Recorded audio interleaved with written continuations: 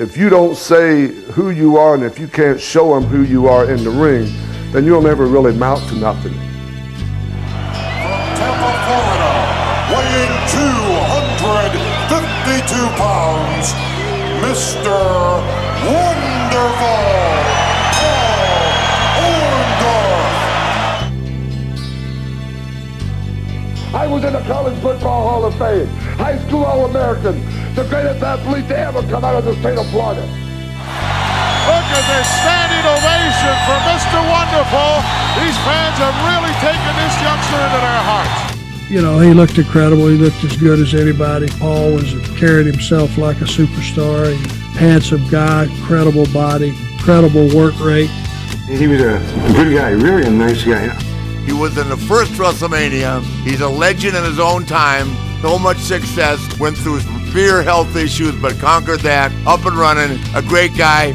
First of all, I didn't have a gimmick. The gimmick I had was me. That is truly me, the way I acted, the intensity, to be ferocious, to be aggressive. When a guy's down, I'd kick him harder.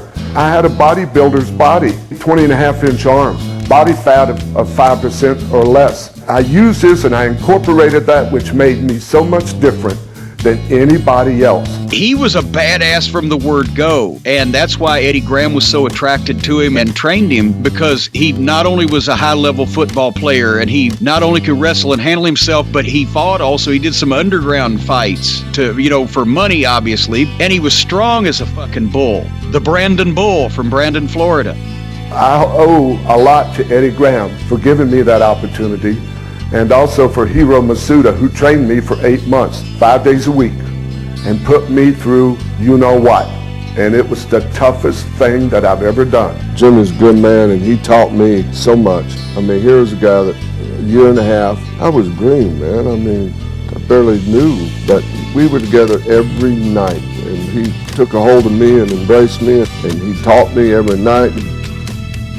He said, I'm going to give you some advice if you don't mind. He said, if you learn how to work, you keep your body right, and you learn how to talk, they will never, ever be able to deny you having a top spot in this business if you take care of those three things. I never forgot that advice. It's the best advice anybody ever gave me.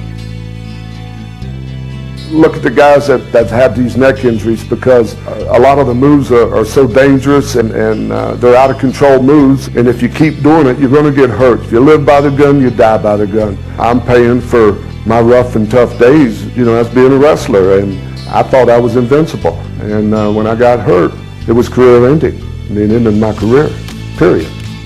Wrestling was my life, and the people that I worked with, like the Owens and the Flairs and all these people, the Bobby Heenans, those guys were all good, man. They were the best. We were the best back in them days.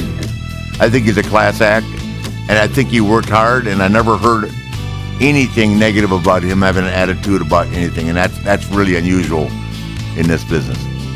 What a treasure. He was a real guy.